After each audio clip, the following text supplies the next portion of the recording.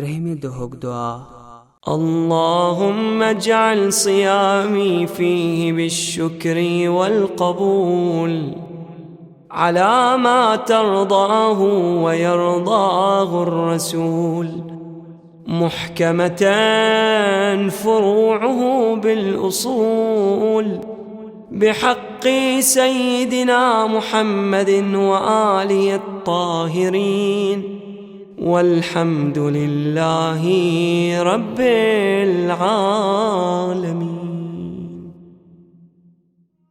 بارلاها أزكي دو من روز دي جزاي خير تچاني بارگاه مز مقبوليت سان قرار كيتزيت چانيس رسول از گس پسند بيما روزن هند فرود امكن اصولا هند وسيله محكم قرار سين سيد سردار حضرت محمد مصطفى صلى الله عليه وآله وسلم بيتسن آل پاكن هند پاسه بي ايسن چون محض حمد السنا يزن تمام عالمن هن رب پالن هار چو. صبحك گاش